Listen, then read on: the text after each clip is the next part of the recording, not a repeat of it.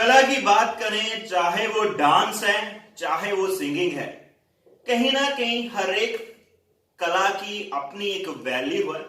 लेकिन कुछ ना कुछ माइंडसेट, कुछ ना कुछ सोसाइटी और कुछ कम्युनिटीज हर एक कला को अलग अलग वे से, अलग अलग नजरिए से जो है वो देखा जाता है।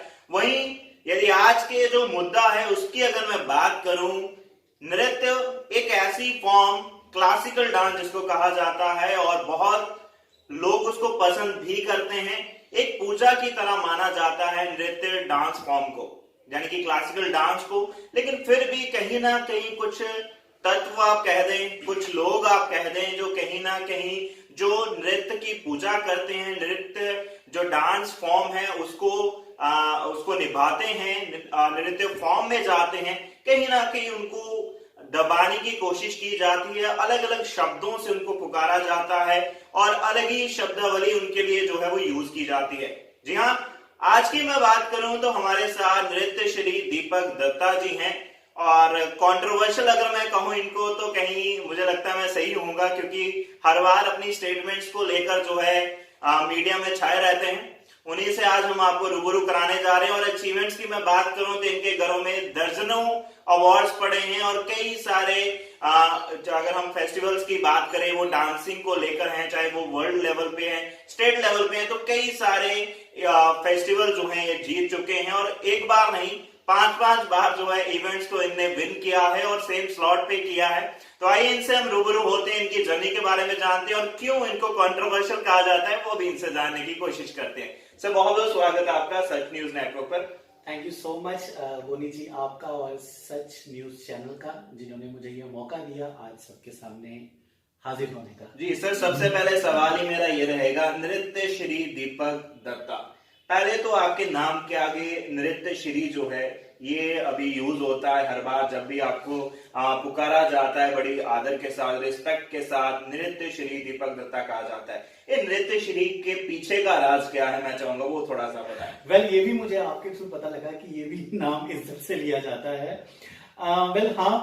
नृत्य Shri it's a title, dance degree में ही दिया जाता है, डांस के फील्ड में दिया जाता है। हिमालयन कल्चरल फेस्टिवल होता था रे कांगड़ा में और 5 साल लगातार उसको जीता एंड 6ठे साल में वो इंटरनेशनल हिमालयन कल्चरल फेस्टिवल बन गया। तो या तो मैं उसमें पार्टिसिपेट करता, तो या तो व्यूअर बनता, और अगर मैं पार्टिसिपेट करता हार जाता तो पिछले 5 साल का मेरा जो रिकॉर्ड था वो सारा टूट जाता। आई टुक इट एज चैलेंज, मैंने कहा चलो ट्राई करते हैं, बिकॉज इंटरनेशनल की फेस्टिवल की खासियत ये थी कि बाहर की जो थे परफॉर्मर्स थे वो भी इसमें पार्टिसिपेट करते। तो I got a chance for their, और मैंने देवदास मूवी का ढाई शाम रोक लई कोरियोग्राफ्ड बाय पंडित बिरजू महाराज जी का मैंने परफॉर्म किया था एंड लकीली मेरा उसमें नंबर आ गया और फर्स्ट प्राइज। एंड जब अवार्ड देने की बारी आई तो दे टोल्ड कि अब से आप यहाँ पे as a performer, as a participant नहीं आओगे, आप as a head of the jury आओगे, और जब तक आप हो और आपके बाद भी आपके नाम के साथ नृत्य श्री जुड़ा रहेगा। जी जी, और बहुत अच्छा है ये। और जैसे मैंने शुरुआत में कहा, लोग इज्जत से पुकारते हैं नृत्य श्री दीपक दत्ता जी। तो एक बहुत अच्छी जर्नी है आपकी। ये शुरुआत कहाँ से हुई? और उससे पहले जो मेरा सवाल वो ये रहेगा, कहीं ना कहीं जम्मू के अंदर जो हमारा टैलेंट है ना, उनको जब वो कहीं आगे आना चाहते हैं, किसी यंगस्टर में कोई टैलेंट है, वेदर वो सिंगिंग है, डांसिंग है, जब वो इस फील्ड में आने की कोशिश करते हैं, पेरेंट्स की तरफ से उनको कहा जाता है कि नहीं, इसका स्कोप नहीं है, आप डांस करो, एक हॉबी की तरह करो, लेकिन इसमें आपका अर्निंग जो है, आपकी जो आगे की लाइफ है, आप अपनी इस कला के ऊपर जो है आगे जी नहीं सकते, आपकी लाइफ इसके ऊपर डिपेंड नहीं हो सकती, कुछ ज्यादा इसका स्कोप नहीं है। हर वक्त पेरेंट्स की तरफ से जो है उनको कहीं ना कहीं दबाया जाता है और उसी को लेकर कई बार जो यंगस्टर जो इतने अच्छा उनके अंदर टैलेंट होता है, वो भी कहीं ना कहीं अपने टैलेंट को अंदर ही दबा देते हैं, उसके ऊपर वर्क ही नहीं करते हैं। तो आपकी मैं बात करूं नृत्य को लेकर, आपकी पेरेंट्स की तरफ से कितना सपोर्ट रहा?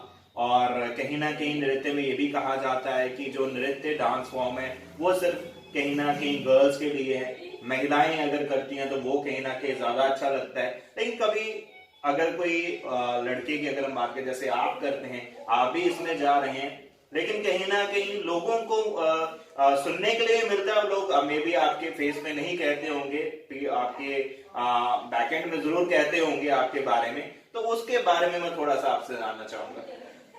पहली बात तो ये बोली सर कि अगर कोई आपके बारे में बात करता है ना, इट मीन्स आप में कुछ बात तो है। बिल्कुल। क्रिटिसिज्म हमेशा आपके जो इमेज का जो मिरर है ना उसको पॉलिश करता है। सेकेंडली बात रही एक प्लेटियो की, जो सोसाइटी के लिए टैबू है एक मेल परफॉर्मर जो क्लासिकल डांस करना। एक बात कहना चाहूंगा, वो कहते हैं ना कि कितनी गिरहें खोली हैं मैंने और कितनी गिरहें बाकी हैं। बहुत टाइम लगा मुझे।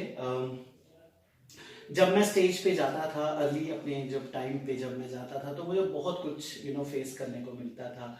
स्टेज पे थंब पिन्स फेंक देना, म्यूजिक रोक देना, वार्डरोब मॉल फंक्शन हो जाना, क्रिटिक्स का एक होता था। बिकॉज मेरे को ये था कि जब मैं एक बार घुंघरू बांध चुका, एक बार मैं उस अटायर में आ चुका, तब मैं नटराज का हो गया। मैंने हमेशा जब भी कोई परफॉर्म किया है, जब भी कोई परफॉर्मेंस दिया है बिना घुंघरू के मैंने हमेशा उनको समर्पित किया। सोसाइटी को टाइम लगा उस चीज को एक्सेप्ट करने में, बिकॉज वेस्टर्नाइज कल्चर ने इतना ज्यादा कैप्चर कर लिया है सब एक के माइंड को कि अब तो आई एम सॉरी मैं कहना मुझे ये शायद ये स्टेटमेंट देना चाहिए या नहीं, कि अब तो ये टाइम आ गया कि वेस्टर्न सॉन्ग्स पे लाइक बेबी डॉल में सोने दी पे बाप बेटी दोनों डांस कर रहे होते हैं, isn't it? और क्लासिकल डांस एक ऐसा है ना, अगर आपकी बेटी या आपका बेटा क्लासिकल परफॉर्म कर रहा होगा ना, तो like it's like a collar up. South states में जाके देखो वहां पे क्या चीज है, because they respect the culture. Foreign countries जो वेस्टर्न जो हमारी जो कंट्रीज हैं, अब वो भी इन चीजों को फॉलो अप कर रही हैं, देन व्हाई कांट वी? और मुझे कभी कभी लगता है कि जो चीज मैं ये शुरू करके जा रहा हूँ या जो ये ट्रेंड सेट करके जा रहा हूँ, शायद मैं उसका फल ना भोग पाऊं, लेकिन आने वाली जो जनरेशन है ना वो हार्टेडली इस चीज को एक्सेप्ट करेगी कि लॉर्ड शिवा भी एक मेल है but he opted for the classical. Lord Shri Krishna भी मेल है, he opted for the classical, then why can't we? अब देखिए कितने ही परफॉर्मर्स ऐसे हैं बाहर कंट्रीज के हैं, हमारे यहाँ के इतने मेल परफॉर्मर्स हैं जो क्लासिकल डांस करते हैं। हमारे जो सबसे बड़े जो गुरु माने जाते हैं पंडित बिरजू महाराज जी, ही इज आल्सो मेल। जी जी। और सर यहीं पे एक ऐड ऑन करना चाहूंगा मैं चीज, एक जगह पे मैं एक इवेंट पे गया था, मे बी समवन मुझे किसी ने इनवाइट किया था जी। उस इवेंट में मैं गया और वहां भी नृत्य की जो थी पेशकश थी, और वहां पे भी एक मेल ही जो था वहां पर वो नृत्य करने वाले थे। और जैसे उन्होंने स्टेज पे एंटर किया, स्टेज से वो पहले अपना ड्रेसअप जो है वो तैयार कर रहे हैं, उन्होंने घुंघरू अपने पैरों में बांध लिए, और जैसे वो घुंघरू बांध के स्टेज के ऊपर जा रहे थे, एक एक स्टेज ऊपर आ रहे थे, तो छन छन की जो आवाज है वो आ रही थी, और पीछे काफी यंग लोग, युवा लोग बैठे हुए थे, और वो आपस में उनको हुटिंग, बहुत ज्यादा हुटिंग नहीं मैं कहूंगा उसको, काफी उसको देखकर हंस रहे थे, और बहुत ज्यादा उनका हंसना एक खुश होने वाला हंसना होता है, एक मजाक वाला हंसना होता है। तो वो मजाक वाला हंसना था जो मुझे लगा उनका। मैं बिहेवियर सारा, मेरी एक हैबिट है, मैं कहीं भी जाता हूँ लोगों को ऑब्जर्व करता हूँ क्या हो रहा है सारी चीजें, तो वहां पर वो लोग हंस रहे थे और उस व्यक्ति का जो है वो मजाक उड़ा रहे थे। आपके साथ ऐसा कुछ एक्सपीरियंस हुआ हो जहां आपको पर्सनली अगर मैं बात करूं, क्या आप अपनी इस कला से संतुष्ट हैं? अगर मैं आपके अंदर की बात करूं, क्योंकि ये काम होता है कि हम अपने काम से, जैसे मेरा काम है, मैं अपने काम से बहुत ज्यादा जो है वो संतुष्ट हूं, आप अपने काम से संतुष्ट हैं? बोनी सर, अगर मैं अपने काम से संतुष्ट नहीं होता ना तो सच न्यूज मुझे कभी भी अपने स्टूडियो में नहीं मिलेगा। पहली बात तो ये। दूसरी बात ये कि